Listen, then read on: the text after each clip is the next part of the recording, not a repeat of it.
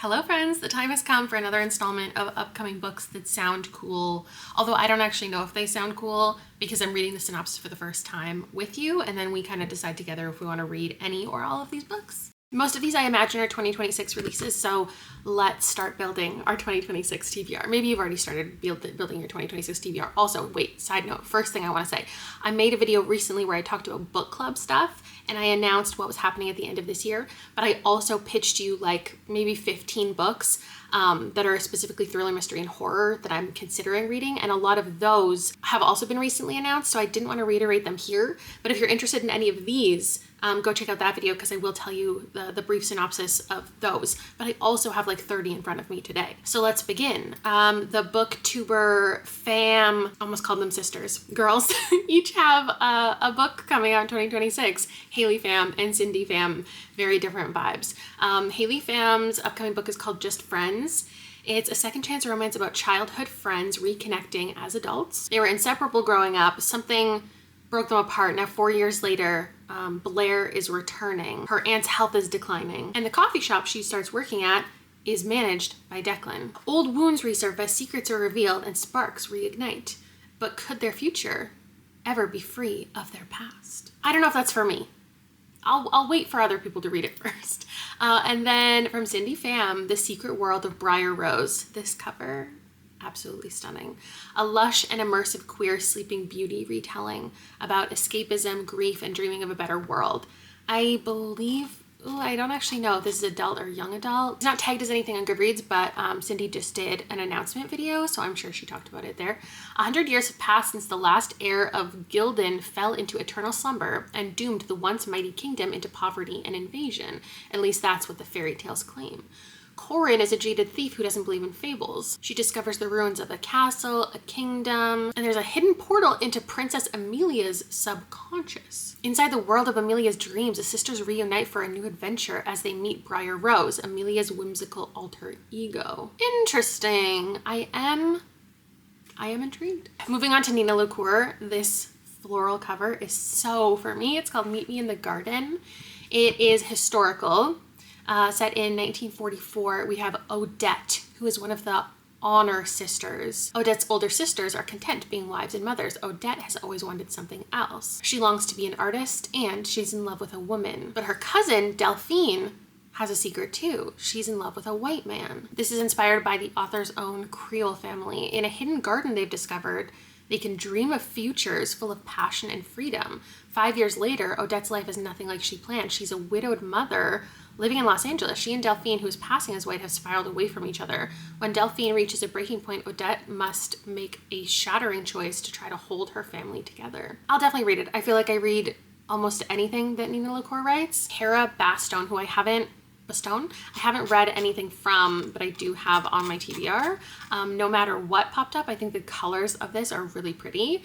And it says, after a traumatic accident threatens the foundations of their happy marriage, a young couple tries to rebuild and find their way back to each other and themselves in this tender, slow burn romance. This one doesn't even have a cover, but I thought I'd let you know if you didn't see, Fonda Lee has something new coming out. It's called The Last Contract of Isako.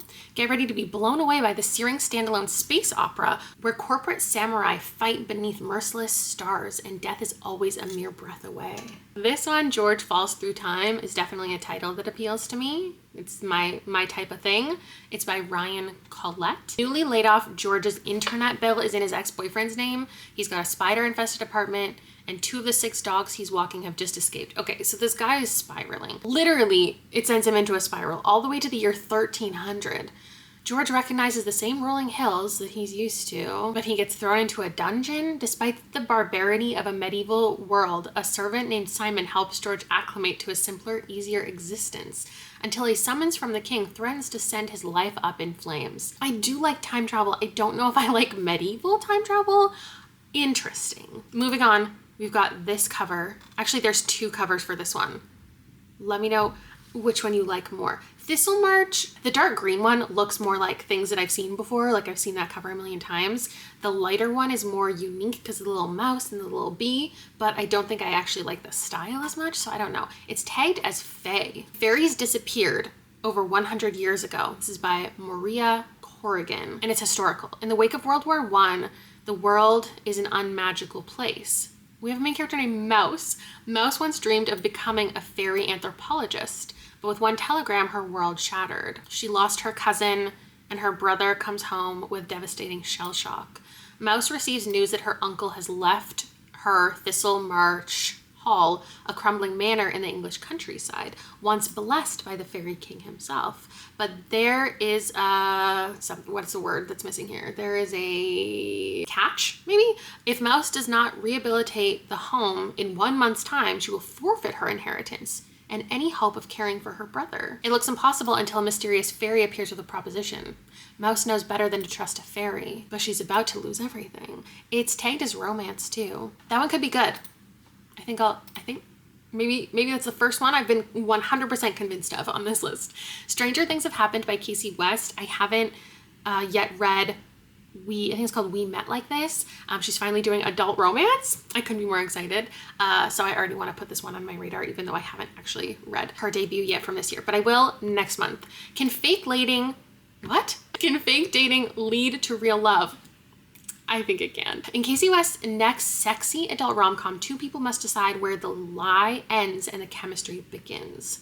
Sutton knows she needs therapy. Her mother is sick. She just got dumped. She meets a handsome stranger and they decide to fake date. I think they're going to therapy together and the therapist is connecting them. Tara wants to prove a point. That's the therapist. A good therapist can tell the difference between real love and fake love. Tara is Sutton's best friend. I mean, I'm always into fake dating, so let's give it a go. I've seen some people say like fake dating should stay in YA books. Like if you're a grown adult and you're fake dating, like that's such a stupid premise. I love fake dating at any age. I would love to follow 90-year-olds fake dating. Sword Heart book number 2 is coming out, Daggerbound by T. Kingfisher. 400 years ago, 3 warriors were trapped inside enchanted swords, cursed to be the immortal servants of whoever wielded their blade. One of them is the dervish, a relentless, fiery soul who hates his captivity and hates his wielders even more. Then one day, a disillusioned scholar named Learned is tasked with delivering the sword to a distant city, and in the greatest of peril draws the blade. The dervish finds himself bound to a sweet, brilliant, and above all, kind man. And while he may be able to protect Edmund from bandits, cultists, dragons, and strange, inhuman diplomats, he may find it much harder to protect his own heart. So cute. Allison Saft has something new coming out. No cover for this one either. Immortal Game. It says, oh my god, wait, it's young adult. Shoot, I love a game story. How come we don't get more games in adult novels? Tell me. Every 100 years, a small group of chess players are invited to enter the glittering world of fairy to compete for the honor of playing the king of the other world himself. Whoever defeats him is granted one wish. 19-year-old Shay Fury, good lord, intends to be the first to win. It's the only way to win back her sister, who was taken by the king years before, but standing in her way is her longtime rival and fairy princess, Sierra. Why can't that be adult? Okay, I have this mystery called I Came Back For You. Also love the cover. Anything underwater, I'm kind of obsessed with. We all know this. 10 years after her daughter Melanie was murdered, Bree is finally moving on with a new love, a new home, and a new beginning. Then a deathbed confession from the convicted killer throws Bree's life into a tailspin all over again. He readily confesses to murdering 4 girls, but not Melanie. So now she's back digging through her daughter's past to figure out what really happened. Maybe I'll pick it up. I feel like so many mystery thrillers all sound the same these days, but I've got to read some, so maybe that one will be on my list. Invasive Species, a very intriguing cover by Ellery Adams, is about Cold Harbor. Something's not right there. It's a small, sleepy town that's seen its fair share of monsters in cheating husbands and leering bosses. None are as hungry as Mrs. Smith. The mysterious resident has finally emerged from her crumbling mansion on the hill, mesmerizing the townspeople with her beauty. Her secret? 9 human sacrifices to feed her immortality. Natalie is more worried about Mrs. Scott's blocking her first real estate sale, the one that will take her from stay-at-home mom to working woman extraordinaire. She's eager to prove herself in a world where the social mores of 1980s suburbia reign. Okay, so it's like a monstrous small town. I feel like I've read quite a few things in that vein recently. Early reviews seem really positive, so intriguing. This one, Every Version of You, seems like one of those stories that's definitely for me, where a person gets to experience different existences of their own reality. It specifically says, for fans of The Love of My Afterlife and 7 Year Slip. Joey is 32, Los Angeles, a lawyer on the cusp of making partner. While she's a professional success, she's a personal disaster. Aren't we all? Her social life mostly consists of nights spent watching TV with her elderly cat. Life isn't quite what she expected. But at a dinner party with her best friend, she's secretly pined over for years. The aftermath changes everything. Joey's given a second chance at life. She finds herself in college again. Oh God.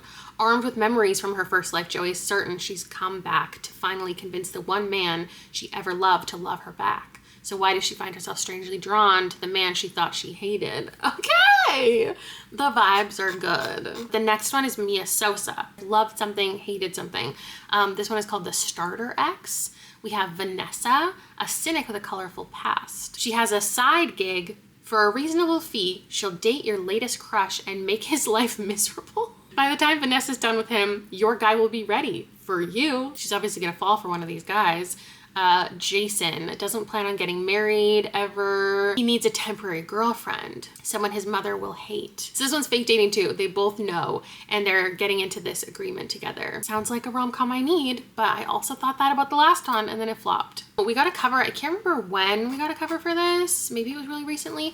Everyone in This Bank is a Thief, the 4th book in the Ernest Cunningham series. The first one was Everyone in My Family Has Killed Someone.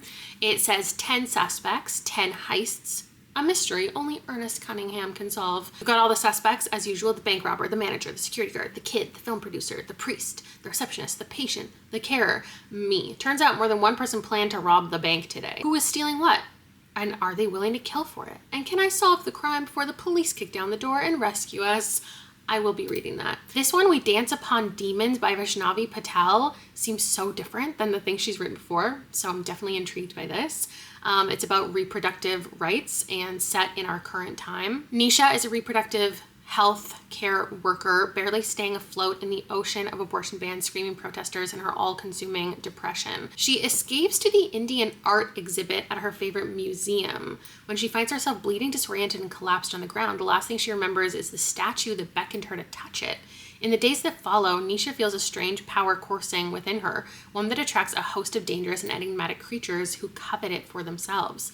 Okay, so this is like otherworldly, so it is more in line with things. I thought it was just going to be general fiction. Interesting. Love the cover. Odessa, this cover, yeah. Gabrielle Schur. Yetta is a bright, quick teenage girl with a wild, searching spirit. Stifled by her mother's anxiety, her father's rule, and the past has been laid out for her. She craves a kind of freedom she doesn't know the edges of. But her family has reason to be cautious and restrictive. Jews are mysteriously disappearing, and there are whispers of an impending Gentile attack. When violence comes to their door, Yetta is killed. Her father, in his grief, fumbles through his nascent knowledge of ancient texts and old magic to bring her back. She knows there's a secret her family is keeping from her. Okay, that sounds like a very interesting gothic novel to read next year.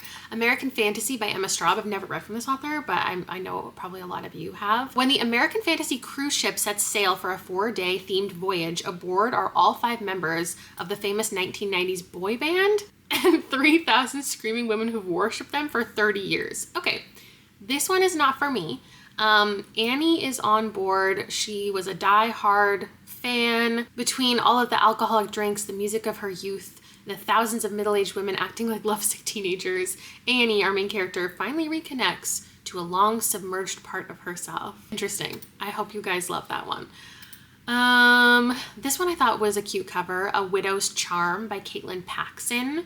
It says it's pitched for fans of Freya Marsky and India Holton, a comedy of errors-esque fantasy romance in which a clever widow blackmails her rakish necromancer neighbor to bring her husband back to life and save her home, only to find herself falling for him. Yeah, that's all I needed. That tiny little blurb, top of my list. This cover I think is so pretty.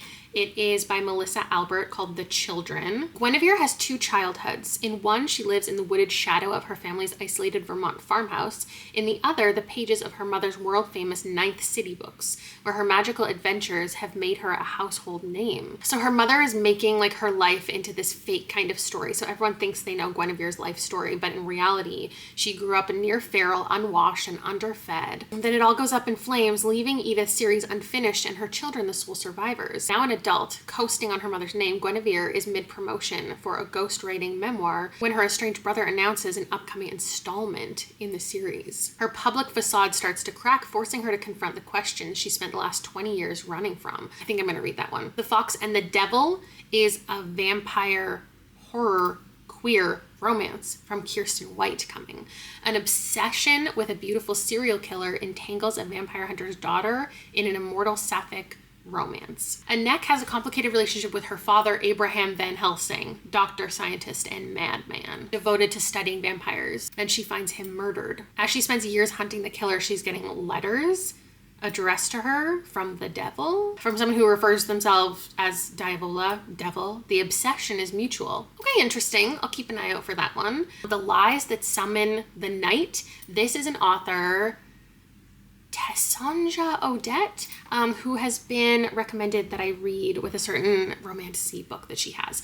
This one, the cover is so stunning. I already want to read it. I think I'm just going to put it on my TBR immediately. Lies, beauty, and seduction mingle in the first book of this enthralling romantasy series, where making art is considered a sin. Ever since art gave life to bloodthirsty shadows, creative works have been forbidden. I mean, that's fair. Inanna is our main character. Secret storytelling nearly got her killed once, but she'll be damned if she's ever caught again. With a bounty on her head, she keeps to the city's dark underbelly, where she earns a meager living from thrill-seeking patrons desperate to hear her illicit fiction. Dominic is a half-sinless monster hunter. To complete his hunt, he needs an artist to summon the shadows. That's going to be Inanna. As their tense alliance leads them into the heart of danger, dark secrets unravel about each other, their world, and the threats they face. Yeah, I'm going to read that one. I have a link down below where you can find all of these to add to your Goodreads. For Human Use, I like this cover. It says it's horror by Sarah G. Pierce. An unforgettable debut. We'll see. Modern dating is dead. Finding a human connection online has become impossible. Enter a dating app that matches people with dead bodies. Huh? Somehow it has taken the world by storm. Millions of users are convinced that life with a corpse presents a better alternative to conventional relationships. I think the program is called Live, and we have a venture capitalist named Tom, whose company is funding Live. He doesn't support it. And then we have Auden, the insufferable visionary behind the app, needing more and more funding, making enemies of Tom. Then we have a third person named Mara, who knows both of these men, and she's gonna be messy with their secrets, I guess. With Liv's user base growing by the day, the need for cadavers rapidly increases. This is crazy. Humanity might not want to connect with other living, breathing people anymore, but they do want to connect with something. What could go wrong? Great question. I'm gonna read that. Then a new George Sanders was announced called Vigil. I love this cover. I haven't read anything from him, but he is on my TBR. Let's see. Not for the first time, Jill Dahl Blaine finds herself hurtling towards Earth. Reconstituting.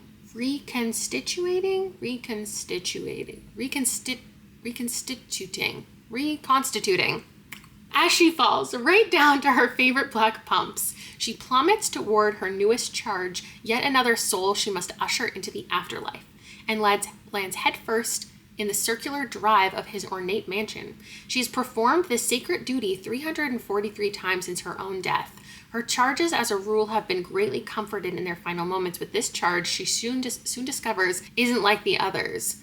He is powerful, will not be consoled, because he's done nothing to regret. He lived a big, bold life, and the world is better for it. George Saunders takes on the gravest issue of our time, the menace of corporate greed, the toll of capitalism, the environmental perils of progress, and, in the process, spins a tale that encompasses life and death, good and evil, and the thorny questions of absolution. It's only 192 pages. I was expecting this to be like a tome. Okay, I will absolutely read that. Hell yeah. Okay, the 10th Veronica Speedwell was announced. I think the cover, the colors are absolutely beautiful. We don't need to know the plot and the pitch of it because it's Veronica and Stoker. They're gonna do some of that. They're gonna do some sleuthing, and the mystery doesn't actually matter. The last thing I guess I want to talk about is Aardvark, the book box company, is now a publisher and is coming out with their own anthology full of recently published horror authors, and I can't believe it, and it sounds so cool. We've got Stephen Graham Jones and Kylie Lee Baker, and then also Rachel Harrison and Kate Cronister and S.A. Barnes and Jennifer Marie Thorne, Del Sandine, CJ Lead, Isabel Armiento is the editor. It's called One Bad Night and Other Stories. Horror lovers everywhere, get ready for One Bad Night. And then it just tells like the pitch of all of the stories. I'm just gonna read the Stephen Graham Jones one. In One Bad Night, Steck, an aging, lonely man, becomes fixated on a sinister green parrot after it seems to predict the death of his beloved dog. You can sign up for Aardvark and use my code LALA if you're in the States, and you can get this book for $4 when you first sign up for a membership. If this one is included in the, I don't see why it wouldn't be included in the offer, because I think it's like your first book you can get for $4. Anyway, that's all the books that came across my desk over the past couple months since I did this video last. Let me know if there's anything that I missed that you think I should keep my eye on, anything here that intrigued you, and I will see you in another video soon. Bye!